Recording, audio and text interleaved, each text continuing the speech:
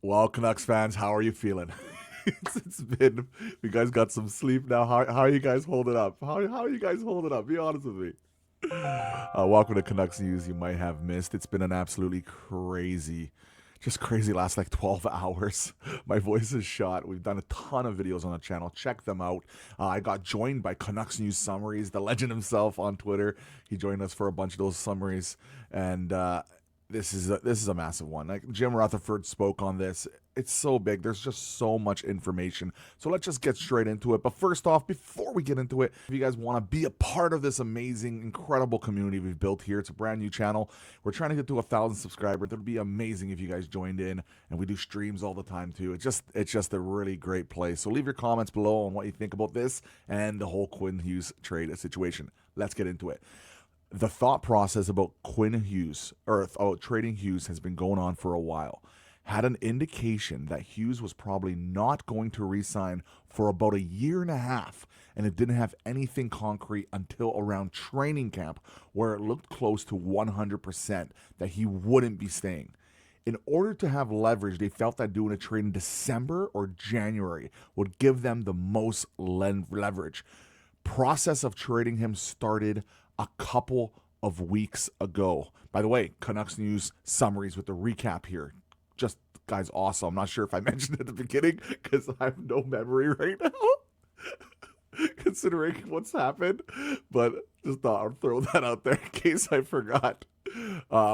So, what do we know? Right there, right off the bat. Apparently, they knew that it was, or they had a really good indication that he wasn't going to stay here. And if he's not going to stay here, you got to maximize the assets. And Vancouver Canucks went out and looks like they did just that, right? They got a pretty significant package. So this is very interesting. So the process of trading him started a couple of weeks ago. The Devils were a potential team, and we're trading to him in the East, so he would be closer to his brothers and family. Different teams inquired and made offers in the last 5 to 7 days. This is really important. The Wild wanted to get involved through the odd, but the odds were against them. Because Hughes wanted to go east, wanted to keep in mind what Hughes wants.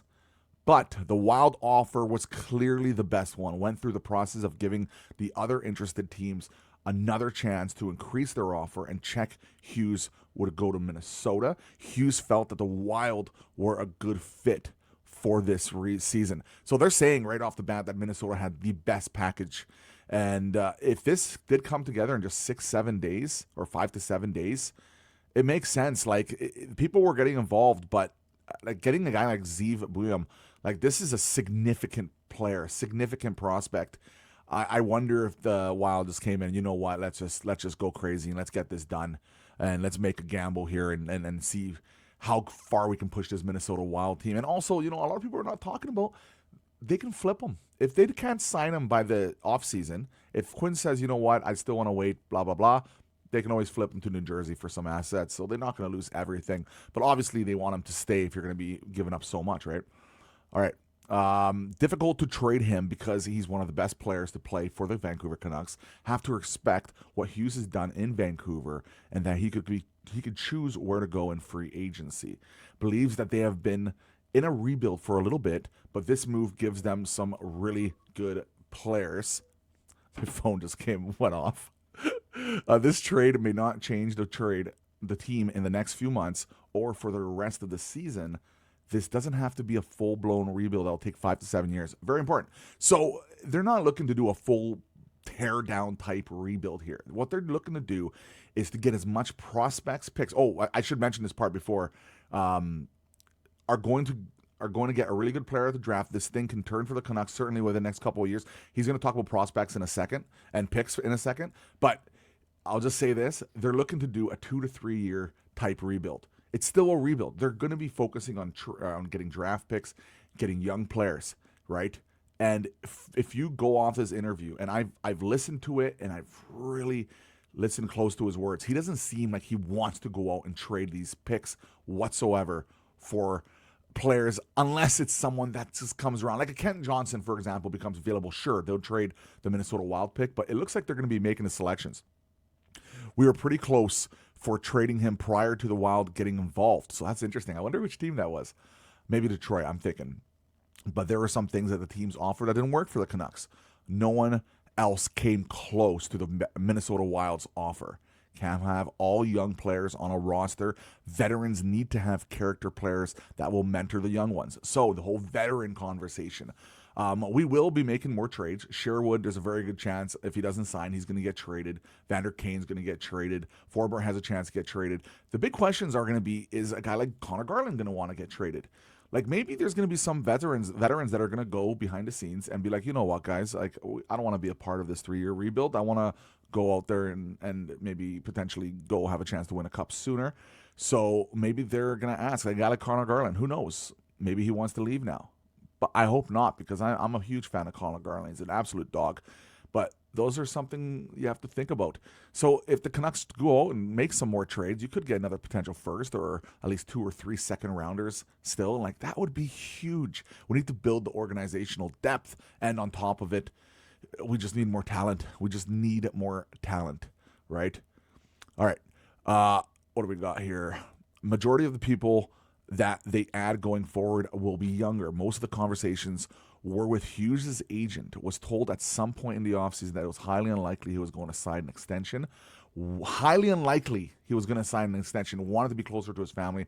Again, he mentioned it. Wants to play with his brothers at some point. This was the time that they were 100% sure he couldn't be convinced otherwise. Hughes' side didn't ask for a faster timeline on the trade. Was clear it was getting harder for Hughes on the ice, knowing where the team was on the ice. Now, you can tell, man. Quinn Hughes' demeanor, the interviews, everything. You can tell it just weighed a lot on him, right? And I don't blame him like at all, man. Like this guy's given everything to this organization. He's been our best player. He's second best player in the league. He is the best defenseman we've ever had, and arguably the best player we've ever had on the Vancouver Canucks. So I don't blame the guy. It would have been nice maybe for him to maybe not respect is not the word, his captaincy, but like, you know, he was the captain too. So losing that hurts like quite a bit, right? Just the whole loyalty thing. But I think, you know, he definitely put in his work, and I think he's earned the benefit of the doubt. I think that's pretty fair to say, right?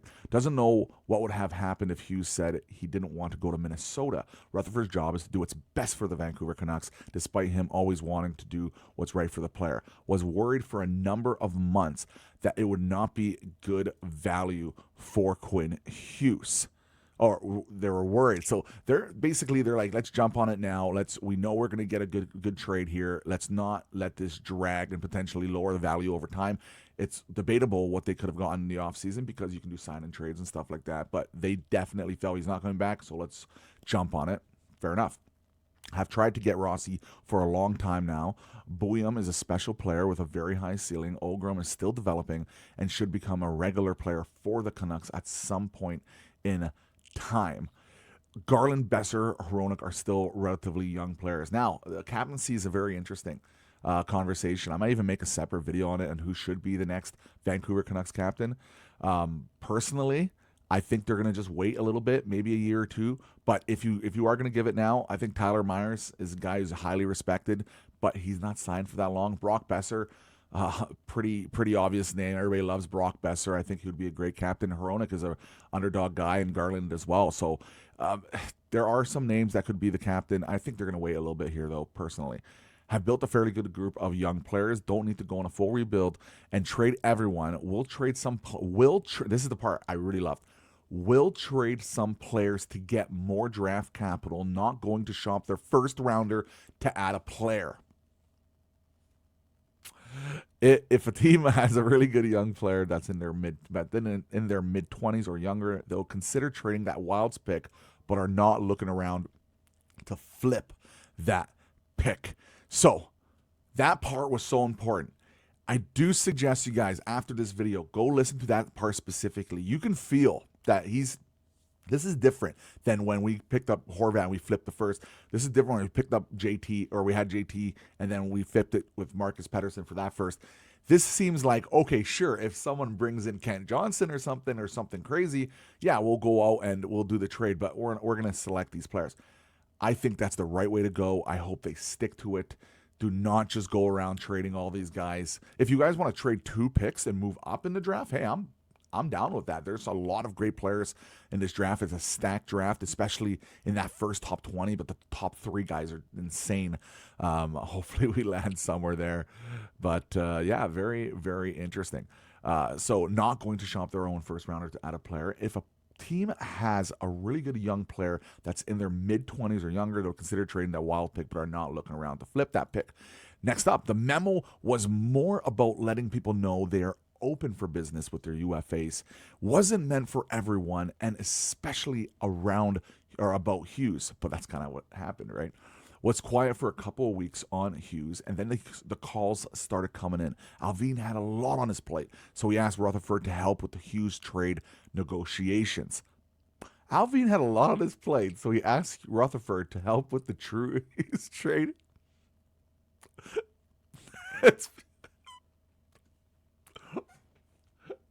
I call shenanigans.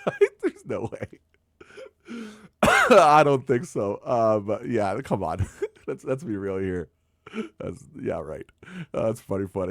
Has been 1.5 weeks to 2 weeks when trade conversations around Hughes really opened up. Some players might get traded too. Wow, so much stuff there from Jim Rutherford. And I do respect that Jim just goes out and says what he says. Sometimes he gets himself in big trouble. But overall, it was a really eye-opening interview. So what did you guys think about the trade? What do you guys think about the Jim Rutherford interview? And where do the Canucks go from here? Let me know, guys. Have a lovely, lovely morning. Cheers.